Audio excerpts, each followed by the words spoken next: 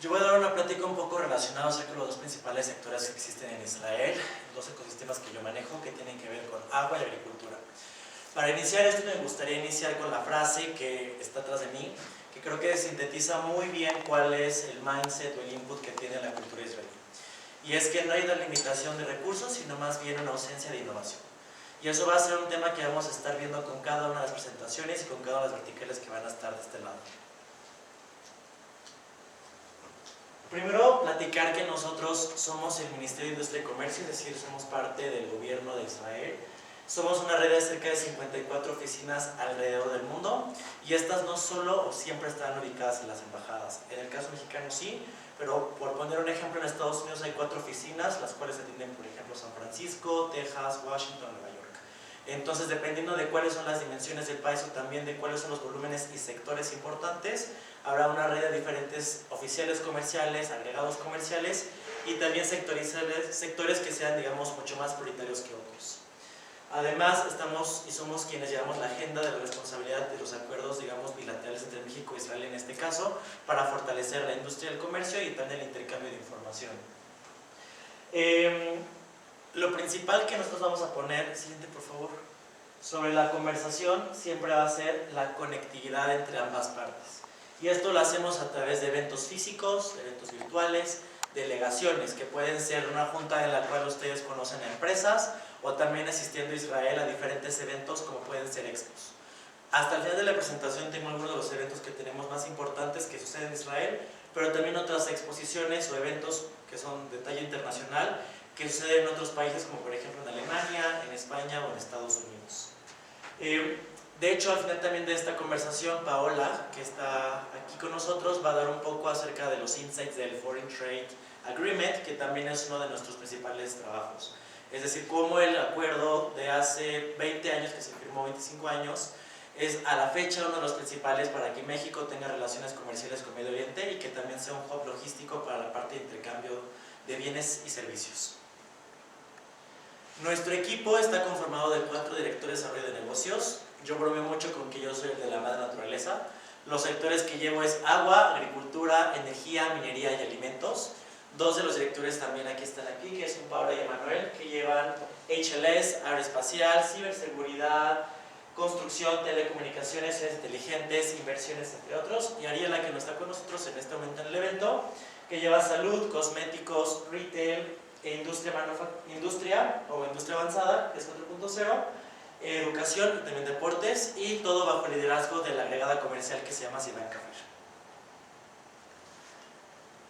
Israel está ubicado en Medio Oriente, es un pequeño estado colindante ribereño que, si lo queremos poner en dimensiones, no rebasa las dimensiones del estado de Tlaxcala. Es decir, en temas muy sintetizados es bastante pequeño. Tú puedes recorrer en su parte más ancha en 30 minutos, en su parte más larga si acaso una hora 20.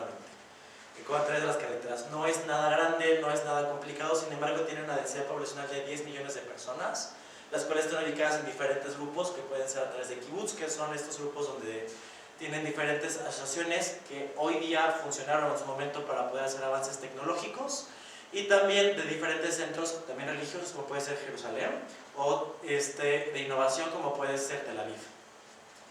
Es como aquí se puede mencionar una nación que tiene una estabilidad económica. Digamos, en los últimos años se ha habido que han tenido diferentes tensiones, pero eso no ha retirado que la parte de la moneda, de la inflación sea sostenible y que de hecho no haya tenido mayores afectaciones o digamos desestabilidades en los sectores principales de Israel. Uno de los principales temas que también quiero mencionar es cómo el israelí dentro de la propia cultura va desarrollándose para poder crear un ecosistema de startups, de unicornios y de innovación. De entre ellos está el servicio militar. Cuando acaban lo que nosotros conocemos que es equivalente a la preparatoria, ellos entran a un servicio que es de 2 años, que es obligatorio, lo cual genera diferentes skills para las personas como puede ser disciplina, trabajo en equipo, y que pueden estar a través de un examen que hacen a qué, digamos, departamento o sector se van. Puede ser aeroespacial, puede ser el naval, puede ser inteligencia, puede ser también el de estudios, es decir, todo o armamentístico. Cada persona se va desarrollando y va generando un sentido de comunidad y de diferentes herramientas que van a ser utilizados en un futuro para, digamos, en un momento, entrar a una de las principales universidades. Las universidades en Israel son consideradas como uno de los principales centros de apoyo al emprendimiento y a la especialización. Para hablar en temas de sustentabilidad hay facultades especializadas, por ejemplo, para agua, para energía, para la parte de almacenamiento, de información de data centers. Entonces hay una comunidad específica, aliado de partners, que les van a ir apoyando a los diferentes estudiantes para acercarse a los emprendimientos y proyectos que se puedan desarrollar más a futuro. Además, el gobierno tiene diferentes autoridades o instituciones que facilitan estas conversaciones o plataformas básicas. Uno de ellos es la Autoridad de Innovación, la cual hace inversiones a través de los hubs o, digamos, grupos de emprendimiento de las empresas. Una de las principales reglas o cosas curiosas que hacen es que invierten en las empresas que son más difícilmente rentables en un primer momento.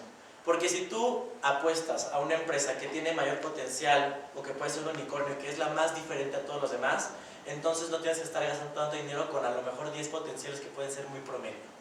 No sé si esto les ha sentido, pero digamos es una parte disruptiva que el gobierno hace. La cultura y la ubicación. Israel no está colindando con estados que son necesariamente amigables, por tanto tiene que ser autosuficiente, tiene que tener la suficiente tecnología para poder tener abasto de agua, de energía, de alimentos y de seguridad para su población. Por tanto existe todo lo que es un proceso de automatización, de regulaciones y también de estabilidad, y la cultura, la cual es la resiliencia. Creo que son los principales valores. Mucho también se dice que en ocasiones un israelí puede ser como, digamos, un poco espinoso por afuera, pero muy dulce por dentro, porque sí es bastante difícil en ocasiones acercarse a esa cultura, pero alguna vez que estás con ellos son personas completamente fieles y transparentes para poder realizar negocios. Uno de los datos importantes es que hay al menos más de 400 R&D centros en Israel, hay más de 9.000 startups que están ubicadas en este espacio, cerca del 50% de las exportaciones están dedicadas al high-tech y otros elementos que justamente hacen de Israel una startup nation.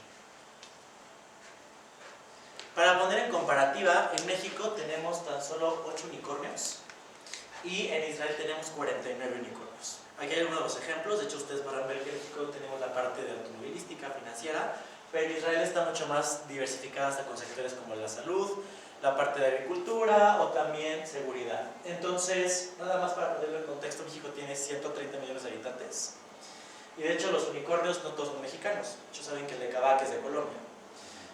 En Israel son 49 unicornios para 10 millones de habitantes. Entonces sí hay una comparativa un tanto diferente en relación a la densidad poblacional y de cuántos unicornios, en su debido también caso startups, hay en cada uno de estos países. Kenji, pero no veo Sí. a Waze, ¿no? Ah, ahí está. No, es que, bueno, aquí haciendo una anotación, cada año el número de unicornios cambia. Es por la evaluación cambia cada año y, por ejemplo, Waze ya no es considerada empresa israelí porque fue adquirida por Google. Esto más bien es un caso de éxito, de una salida, de un exit, que ya Waze hace muchos años no es israelí y cada año, de hecho hubo un año en el que Israel tuvo 100 unicornios. Pero su origen sí era de allá, ¿no? Sí, fue creada, fue de origen israelí, pero a la hora que es adquirida por otra empresa se vuelve de ese país. Pero bueno, digo, lo cuento porque a todos nos ha tocado mucho usar Waze, pero desde que la compró Google ya falla, antes no fallaba, ¿no? O sea, de verdad, o sea, es un tema que como lo metieron, obviamente viene una ola de comercio con toda la parte de geolocalización y la metieron en sus capas, pero antes no fallaba, ¿no? Entonces de repente como que ahora le picas y andas perdido en la ciudad. Pero bueno, pues interesante la historia. Sí, exacto. De hecho, este número va a cambiar pronto porque ya va a salir el reporte de 2025 y el número de unicornios va a cambiar para el siguiente año. Buenísimo, muchas gracias.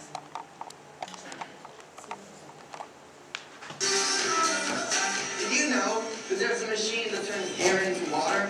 And that there's technology that allows cars to drive on their own? I didn't either. But right here are 7 amazing Israeli inventions that will change lives forever.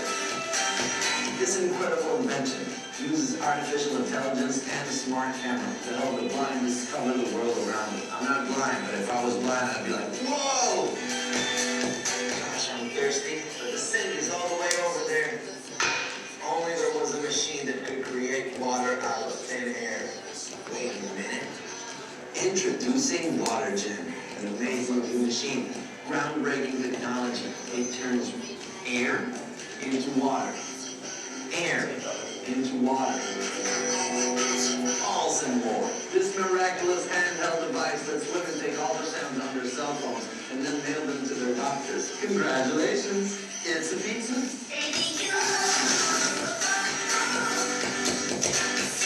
Would have happened if he had Mobileye.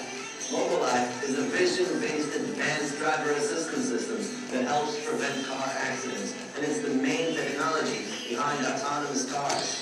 But real autonomous cars, not like this one. This is a toy.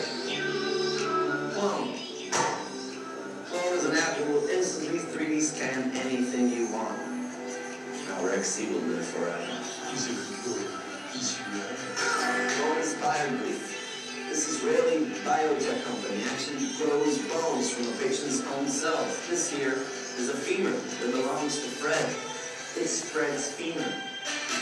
Flytrex is an autonomous, regulated, and insured drone that will deliver things to you anytime, anywhere, any minute now.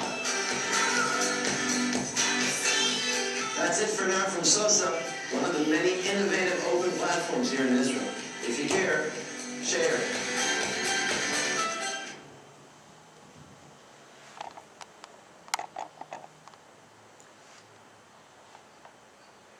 Justo lo que estaba comentando, hay tecnologías de origen israelí como lo fue Waze.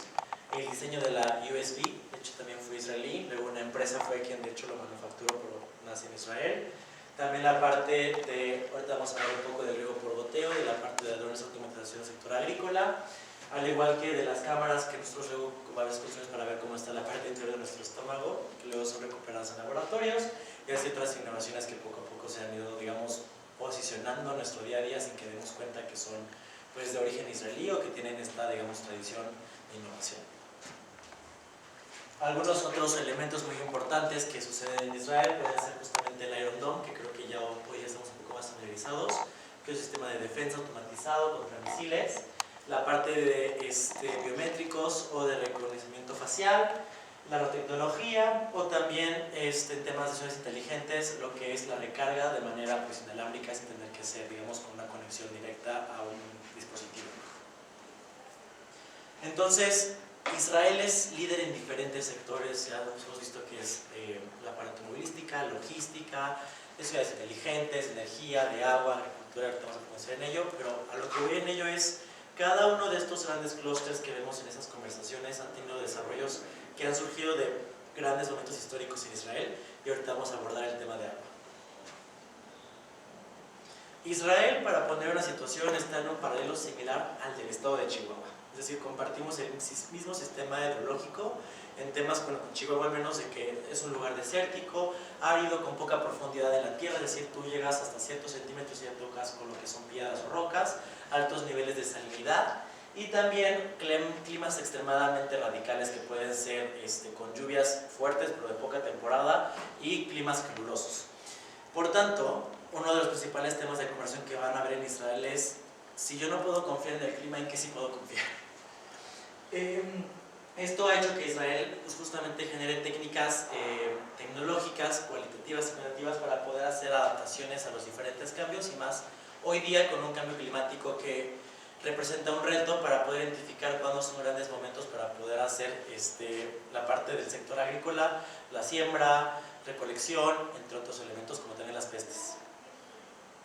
Esta de hecho es una imagen muy interesante de cómo en Israel hacia 1948 se ponía sobre la mesa el mindset de cómo cuidar el agua.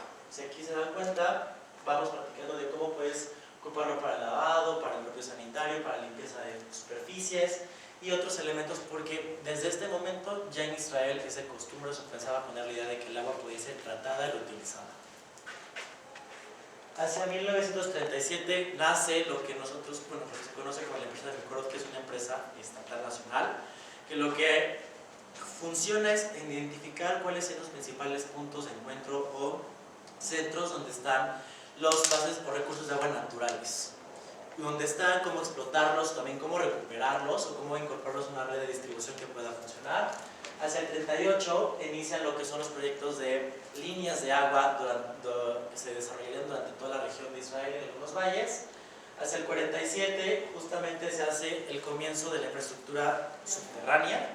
Hacia el 48 nace el Estado de Israel y es hasta el 95 en el que se crea uno de los principales ductos, que es el Yagan Negev, que es una línea que va de norte a sur que transporta agua potable literalmente a todo el estado de diferentes maneras.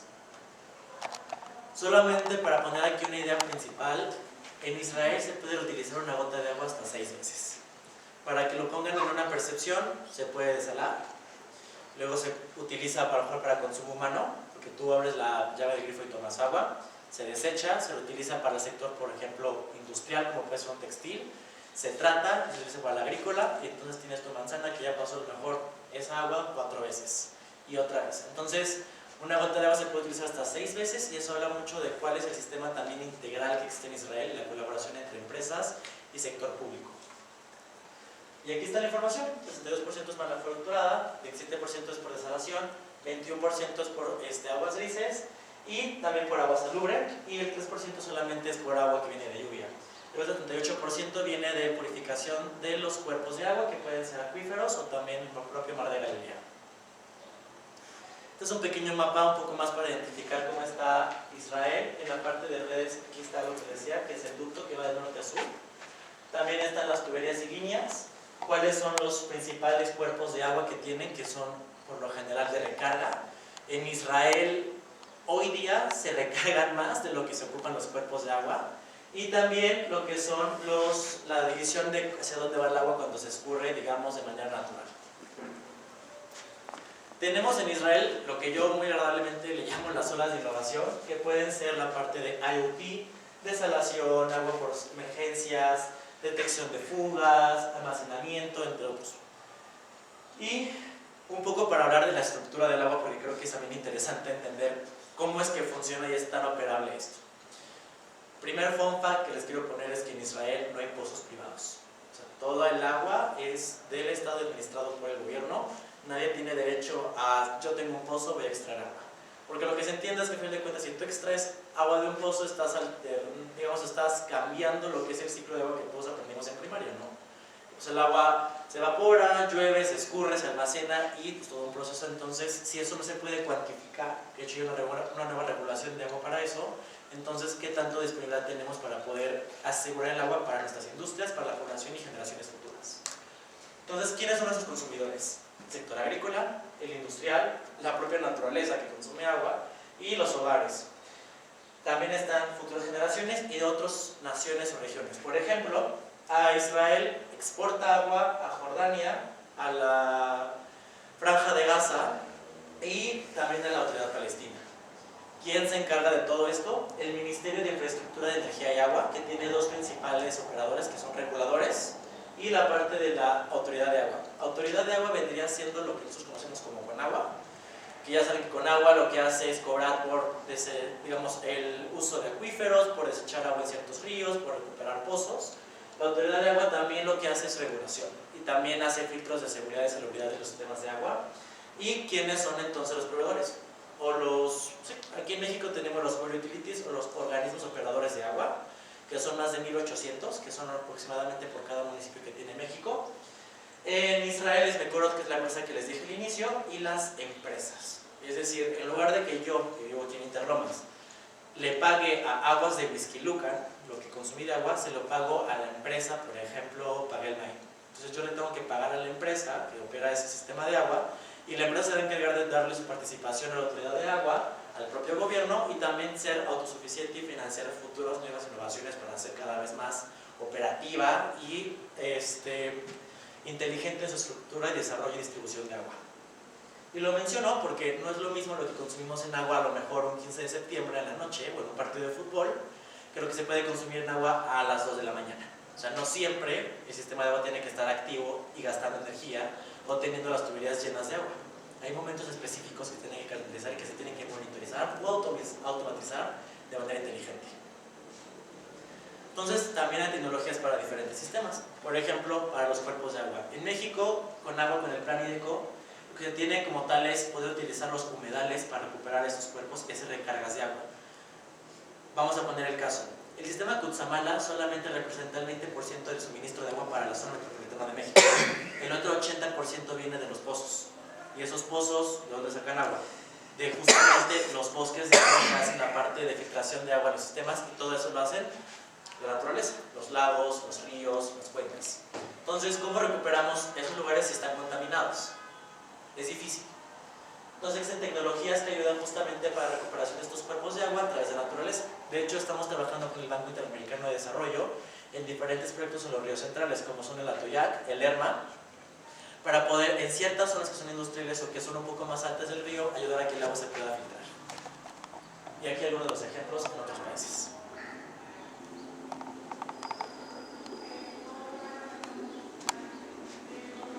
Mangrove Lake is more than a lake.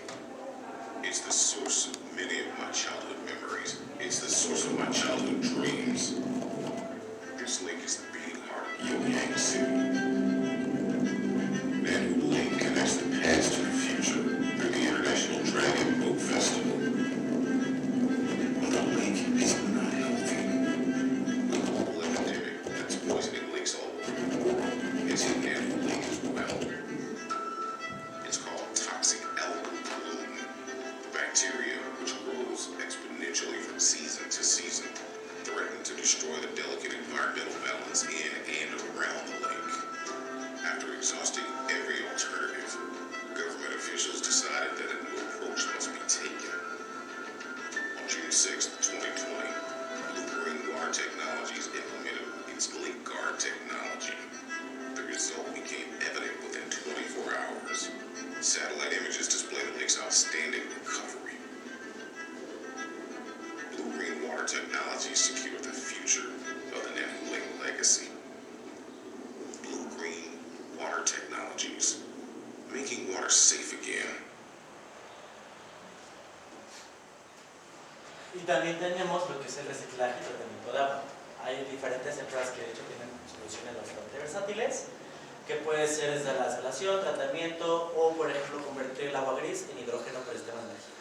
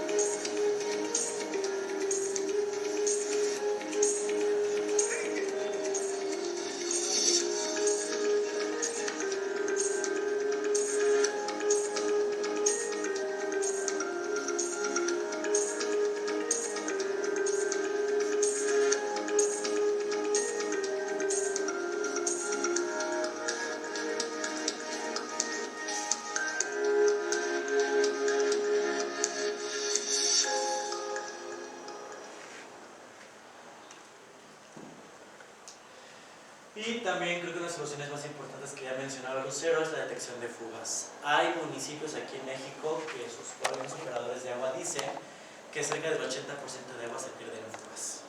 Entonces esto representa miles y miles de litros de agua que pudieron haberse utilizados en las casas, pero que se desperdician o que se contaminan. También sucede mucho que las redes de potabilización de agua ya son viejas. Hay ciudades en las que, para poner un ejemplo, tienes la línea de agua y la línea de drenaje. Entonces, si hay también línea de drenaje por sismos, por movimientos o temblores, fracturas, se rompe ahí un escurrimiento de agua contaminada que eventualmente llega a la tubería de agua potable. Y entonces suceden casos en los que tenemos nosotros escozor, tenemos caída de cabello, o también tenemos sistemas de químicos muy fuertes en el agua que consumimos o con la que nos bañamos, porque hay fugas o contaminaciones, diremos, indirectas entre ambas tuberías. Y hay soluciones que pueden ser, digamos, menos invasivas a nuestro tránsito en las calles, para que no abran estas avenidas y se puedan reparar fugas de manera bastante rápida y con durabilidad o, digamos, un tiempo de vida estimado de hasta 10 años.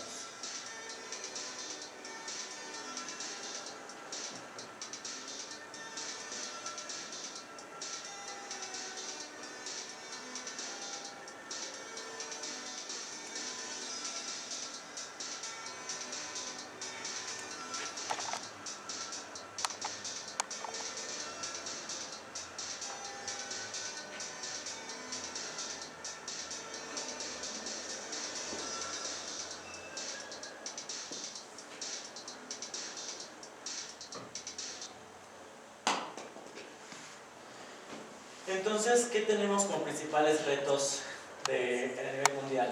Tenemos escasez de agua, los costos cada vez son más altos porque no es lo mismo tratar agua hoy que hace 10 años por los temas energéticos, que son los principales problemas de las plantas tratadoras de agua. También tenemos uno de los principales retos que es ahorita los data centers. Tan siquiera en México se quieren construir cerca de 150 data centers en los siguientes 10 años y el consumo de agua es una de las principales dudas de dónde va a salir y de qué lugares. O también otro de los principales consumidores de agua, que es el food and beverage, que es de los principales también consumidores de agua, no solamente para la parte de producción, sino también la parte industrial. Entonces, esto pone en la mesa temas de químicos, de consumo, de la dependencia y la contaminación. Y para eso hay diferentes tecnologías, como ya les mencioné, que tienen que ver con la reducción, la circularidad del propio agua, o también el uso de no químicos para recuperar los cuerpos de agua o para el tratamiento de la propia agua que ocupan las diferentes industrias. Entonces hay soluciones en IoT, en predicción y monitoreo de inteligencia artificial, en la optimización de energía, para sistemas de alimentos, para los data centers. Entonces hay soluciones, hay propuestas y también son diferentes y escalables. Hay algunos que son para pequeñas, medianas, grandes o gigantes y monstruos, y para cada una de estas, digamos, Israel ha encontrado soluciones que pueden ser incorporables, adaptables y compatibles con diferentes sistemas de tecnología o también de la red. Último tema que vamos a abordar aquí tiene que ver con la agricultura. No se puede explicar casi mucho de qué tanta agua se consume en México o se pierde o se desperdicia si no es con la agricultura. Yo he platicado con diferentes operadores de agua que me dicen es que Kenjiro, hay lugares donde cientos de hectáreas son por inundación y no sé si están familiarizados con esto, pero pueden regar hasta 1 metro de agua potable para producir alfalfa, y así hectáreas, son miles y miles de metros cúbicos de agua que se desperdician para hacer ese tipo de riego cuando puede ser mucho más eficiente. Entonces, lo que se conoce como ACTE, como agricultura inteligente, incluye lo que es el sistema de herramientas y técnicas que pueden utilizar información, que es lo más importante, y monitoreo para hacer un riego y un cultivo inteligente. ¿Cuáles son los principales puntos que tiene Israel en temas de agua? Se ocupan más de 2.600 millones de metros cúbicos de agua al año. La agricultura representa el 24% en Israel de su consumo. Hay una población de 10 millones de habitantes y en el país solamente hay 2% de agua disponible. ¿De dónde sacas el agua? ¿No? Entonces, ¿dónde está la pregunta ahí?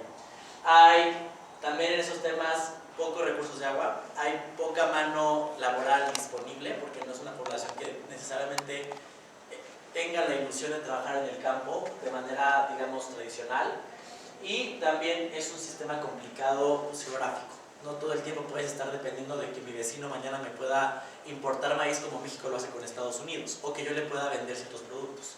Entonces tiene que ser inteligente en cuántos volúmenes se compran y se venden. Para ello, las startups de agricultura tienen un ecosistema justamente que representa, como ya lo mencionábamos, con Venture Capital, con instituciones gubernamentales, con empresas, con las propias universidades y también con sistemas internacionales que les apoyan porque justamente han demostrado que son capaces de que con poco pueden hacer bastante. En México, yo hice esta gráfica, hay diferentes elementos que son primordiales para las unidades de riego. Y uno de los principales, que de hecho el 64% del 100% dijo que les importaba, era el factor climático. Y no es para menos. Las lluvias son irregulares, los volúmenes son diferentes, cada vez son tiempos más cálidos o áridos, no sabes cuándo tienes que cosechar o no, y hay alimentos o temporadas que justamente se desperdician. Pondré un ejemplo bastante pequeño de nicho, que son los dátiles. Los dátiles en México se producen por lo general en la zona de Baja California o también en Chihuahua. Y estos no pueden recibir ni una gota de lluvia cuando están en la parte de la palmera. Si reciben tantita humedad, simplemente se desperdicia y los dátiles son costísimos de poder producir, porque se cosechan literalmente en el desierto de Chihuahua o en el desierto de Baja California. Si tú no predices cuándo es la lluvia, cuánta agua necesita, puedes perder millones y millones de dólares en producción. Entonces, los factores climáticos son cada vez más importantes para un agricultor para poder tomar información y decisiones inteligentes en la parte del cultivo. Es por eso que Israel al inicio creó lo que se llama como la agricultura de precisión, que responde a tres principales elementos: drones, monitoreo y sensores. Los drones funcionan porque si tenemos un cultivo de papa, que son de hectáreas, y hay una peste, si yo ingreso al cultivo, puedo agarrar una diáspora de esa peste y yo mismo, intencionado y conscientemente, esparcirla. Si va un dron y asiste de manera técnica y es automatizado, ya sabe cuándo y cómo. Un caso que tuvimos con una empresa que produce papas a nivel América Latina, que es de las más grandes, nos mencionaba que cerca del 30% de su producción de papas se perdía porque no sabían cuánta agua necesitaban para regarlas. Y el otro 10% se perdía por las pestes, porque no sabían cómo atacarlas ni cuándo identificarlas. Eso representa el 40% de su cultivo perdido, que son millones y millones de alimentos que se desperdician. Entonces, hay una solución integral que tiene que ver con filtros, tiene que ver con líneas de riego que sean eficientes para fertilizar y también para estimular el crecimiento. Tiene que ver con la institucionalización del sector agrícola. No todas las empresas, voy a poner un ejemplo, como Driscoll's, tienen una relación directa con los agricultores. Hay otras que simplemente le compran al cliente a cierto precio. Entonces necesita haber una conversación directa para que también estos diferentes agricultores se puedan integrar a la parte de automatización y digitalización. Y hay empresas que de hecho lo están haciendo a través de incorporarlos a los bonos de carbono. Porque las tecnologías, es cierto, no siempre son baratas, pero pueden ser autofinanciadas a través de bonos de carbono, a través de fondos que puedan ayudar a que sean mucho más sostenibles y por tanto puedan ser redituables para ellos en el corto o mediano plazo. Entonces, un sistema de cultivo para la parte sostenible tiene que ver con diseño, con un sistema financiero, con un buen manejo de proyectos o prospección, la logística, la instalación, monitoreo y el entrenamiento profesional para estos tipos de sectores. Para poner un ejemplo en la parte de riego por goteo, lo que se hace justamente es que gota a gota se va ayudando a que las plantas no desperdicien agua, se puedan fertilizar, que reduzcas niveles de infecciones como pueden ser insectos, pestes, y que se pueda adaptar a diferentes cultivos. Entonces hay tecnologías que justamente hacen que el consumo de agua sea menor y que no sea por tanto desperdicio. Antes de continuar, quiero poner un ejemplo muy interesante que tuvimos en un estado del norte, en el cual por regulación, digamos, las personas tienen derecho al acceso al pozo de agua potable, pero lo que estamos haciendo es de que plantas de tratamiento de tecnología israelí están tratando el agua municipal para que entonces esa agua gris se pueda utilizar para el cultivo a través de, digamos, inteligencia artificial para la parte del riego, porque tampoco es de que si ya vamos a tratar el agua para la agricultura vamos a ocupar los mismos volúmenes de agua, ¿no? Entonces la sustentabilidad a lo que se refiere no es un discurso bonito que se pone en el reporte o que se pone para los inversionistas, es una conversación inteligente de números, de cuantibilidad, de cuánto se estás ahorrando y cuánto le está ayudando al mundo también a no acercarse cada vez más a un sistema en el cual sea insostenible a largo plazo en ciertos sectores e industrias. Ya para concluir, y ya de seguir, le cederé la palabra a Pau para hablar de otros elementos, solo quiero mencionar que nosotros este año tenemos diferentes eventos los cuales pueden participar en diferentes verticales. En Düsseldorf tenemos el más pronto, que es una expo de medicina. Tenemos potencialmente la visita del ministro de Economía e Industria a México. Tendremos un seminario de negocios en esto para hablar acerca de temas de agricultura y de agua. Habrá una semana de cyber en Israel en diciembre. Y para el siguiente año tenemos NRF, que es una expo en Nueva York de retail. NWC, que es de telecomunicaciones y otras tecnologías de IoT en Barcelona. Eurasea en San Francisco en marzo, CyberTech que va a ser en enero, que ahorita podrá explorar un poco más, y un evento que se llama Expo Seguridad, que representa pues, a la parte de seguridad perimetral, los elementos que se hace aquí en México, en el Centro Banamex, que de hecho lideramos. Tenemos nosotros también en nuestra página de LinkedIn y junto con la Cámara de Comercio diferentes eventos para hablar de movilidad, de construcción, de sistemas de minas, de temas de salud, dental, de consumo de agua, de retail, y hemos tenido con diferentes colaboraciones. De hecho, con Peñoles hicimos un evento hace no mucho con el clúster minero de Zacatecas. Y pues eso es en general el tema de sustentabilidad de parte mía. Les doy la palabra a Pau y pues lo que quiero dar al final podemos conversar.